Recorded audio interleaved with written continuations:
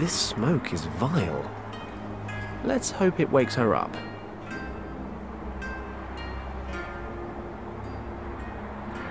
Kim! You alive? What? Yeah, I think so. Oof, what's that awful smell? Sorry, I had to wake you up somehow, and I didn't really think you'd like the alternative. Are you sure you're okay? Pretty sure. My head is aching and I'm cold as ice, but other than that, everything's fine. We have to get you out of there. Help me lift the roof of the cockpit.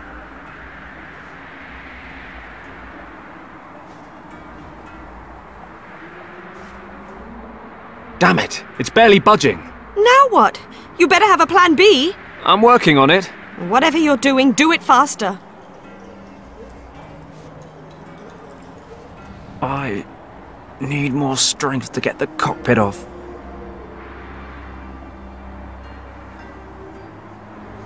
Let's get this chute hooked up to the cockpit.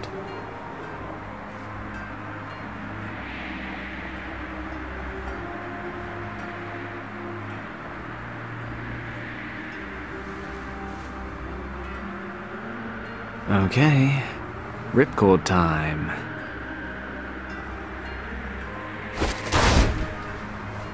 Ha! Did you see that? Done. Wonderful. I'm gonna kill you anyway. Do it later. Right now, we have to get you out of this wreck. Well, thawed out again. You slept almost 4 hours. I'm still pretty cold. Move about a bit. You'll warm up. We've got the fire burning. We're not going to keel over anytime soon. Wow, you really know how to reassure a girl. So what do we do now? Let me guess. You'll think of something. We'll have to stay here for the night. It'll be dark soon. A whole night? In the cold? Oh, wonderful. That's something to tick off my to-do before I die list. Probably the last thing. Remind me. You made me leave Hong Kong because... What was it you said? To be safe? Yeah, that was it. Come with me, you said. Otherwise the Triads will kill you, you said. Kim. You're safe with me, you said. The great hero, Fenton Paddock. Kim! Let Fenton Paddock keep you safe. Absolutely no chance of being chased by Triads, shot down by Nazis, and stranded in the middle of the Himalayas to freeze to death. No, sir. Kim, shut up for a second and listen to me. While you were sleeping, I checked out your uncle's documents. So? He was traveling this region in 1922 with a researcher named Arthur Hayes. Ring any bells? Yes, Uncle Wang told me about that expedition. Many times. Professor Hayes had taken him along on his Himalaya trip as a cartographer. Well, I noticed something really strange. Most of his notes are written in traditional Chinese, but your uncle wrote some of the sections in a language I've never seen before. According to what I could read, he and Hayes were looking for a monastery, which they figured was in this region. Do you know what that means? That you can't read every kind of language? Be serious. If there really is a monastery somewhere around here, it might be a safe place to head towards. Okay. My uncle sometimes wrote certain things in a kind of secret script that only he and I could decipher. Show me the documents. Here, can you read any of it? Well, it says here that a storm hit and my uncle and Professor Hayes took shelter in a cave. We were more than happy to have found shelter in time. When we moved further into the cave, we noticed we were not the only ones seeking shelter there. In the glow of our torches, we recognized a man leaning against the cave wall. Hayes spoke to him, but the stranger did not react. On closer inspection, we realized why. The man was dead. He was frozen stiff, and it was likely he had already been there for quite some time. The man was wearing a monk's robe and presumably had an attack of weakness during a pilgrimage.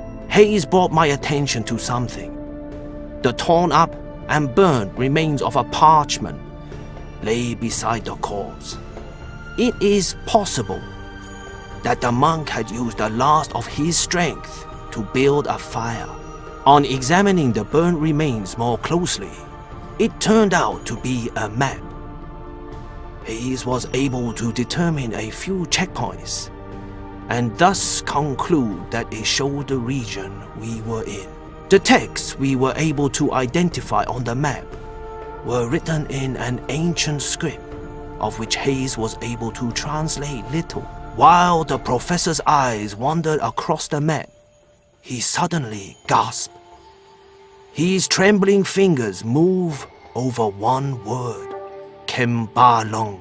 Hayes, who had studied every possible source of information prior to beginning his expedition, explained that many myths and legends shrouded a valley by that name.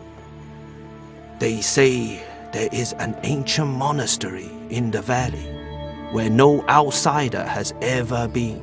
According to the legends, the monks from Kembalong Valley guard an ancient and very powerful secret. It was possible that we had come across a key to this hidden valley, and Hayes suddenly became excited when he realized what that could mean for him, the leader of the Tibet expedition. In that moment, I took a closer look at the dead monk. Could he be one of those monks living a secluded life in the valley? Where did he want to go? Or was he returning from somewhere and didn't have the strength to continue? My eyes dropped to his hands, and I noticed that the fingers of his left hand were wrapped tightly around something. Hayes noticed it too and opened the clutched fingers in a somewhat harsh manner. Hayes grasped the object and held it to the light of my torch.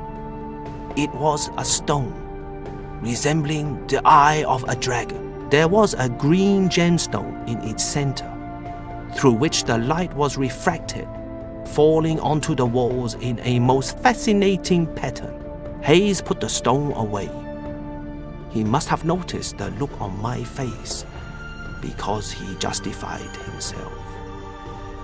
He remarked that the stone was better off in the hands of a researcher than those of some farmers or shepherds who might discover the cave someday. Okay, now skip a few passages. Did they find the monastery? Hold your horses. It's been a while since I last read this stuff. I'm a little rusty. They headed off to find the Kembalong Valley, but the approaching winter made it impossible. They couldn't make it through the mountains, so they broke off the hunt. They got home, and Hayes tried to raise money for another expedition with better equipment, but nobody was interested. People figured he was hunting myths. Uncle drew a map showing the valley's estimated location. It shows us where they gave up as well. Perfect. We can use it. I don't know. It's all pretty vague. How do you know the monastery exists at all? Hayes and your uncle believed it was here. Right now, that's good enough for me. And, to be perfectly honest, it is our only chance. Then I suppose we don't have a choice. Wait. Can you hear that? Sounds like an engine. Oh no. Not another plane? No, that's not a plane. It sounds more like...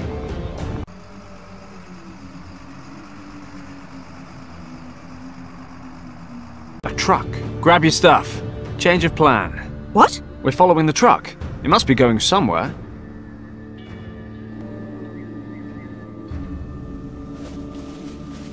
Could we stop for a moment, please? No, we need to keep moving. The snow's already starting to cover the tracks. Can you make it a bit further? Do I have a choice? I'm sure we'll find something soon. And what makes you so sure? I'm a boundless optimist. Hey, what is that? Looks like a military camp. I didn't know Tibet had an army. They don't. Remember that fighter plane? Germans? What are they doing here? Have they attacked Tibet? I doubt it. Let's break out the glasses.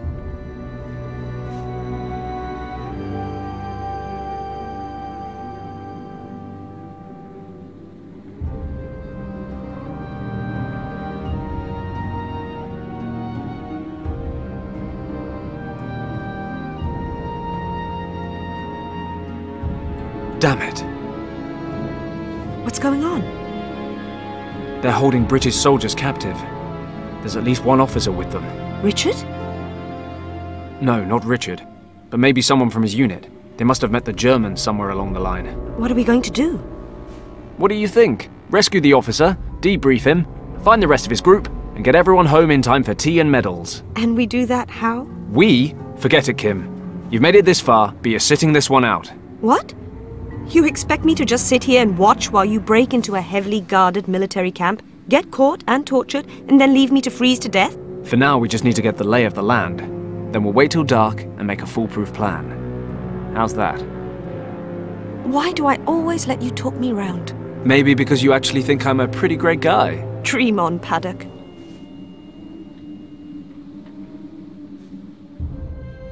Okay, so far, so easy.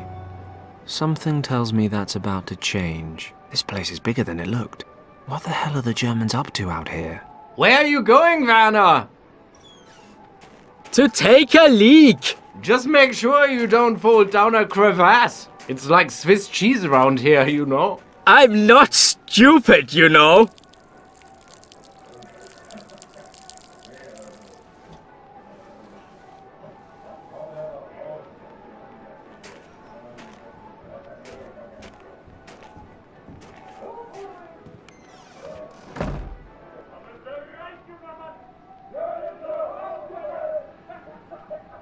Good thing he picked the other side of the barracks to do his business. The guards seem to be having a nice little tea party. If they want to slack off, that's just fine by me. Actually, another time, another place, I might join them.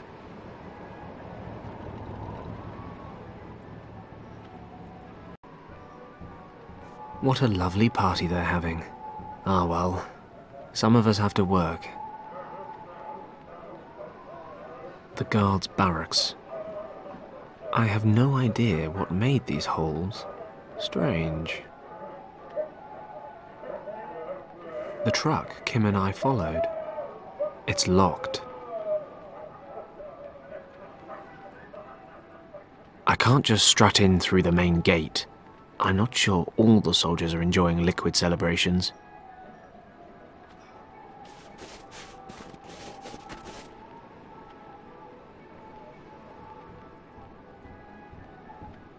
The truck Kim and I followed.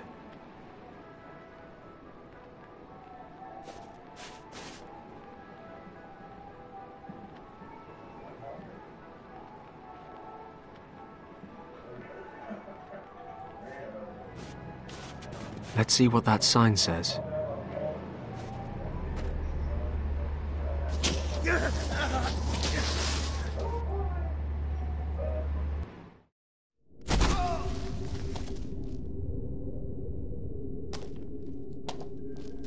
Wow, 2 crash landings in one day. Bad karma. Ah well, 2 crashes and no casualties. That's something. Although I dropped some of my gear. Never mind. Let's get out of here. Paddock? Fenton, can you hear me? Kim? Damn it, didn't I tell you to wait?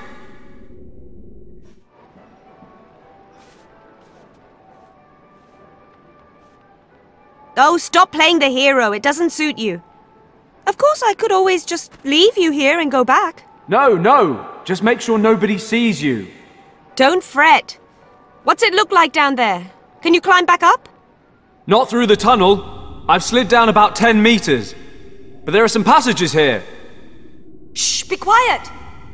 Kim?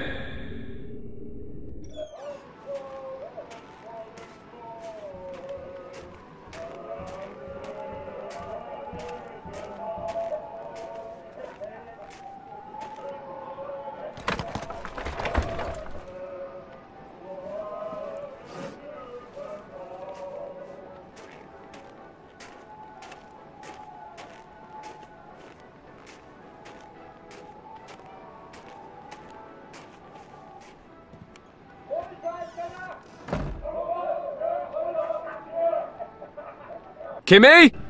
Is everything okay? Yep, coast clear. I'll take a look around up here. There must be something we can get you back up with. Okay, but be careful! Always.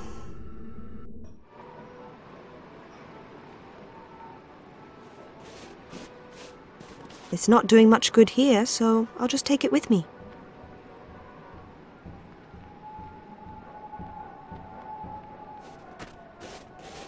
There's all kinds of rubbish in this crate.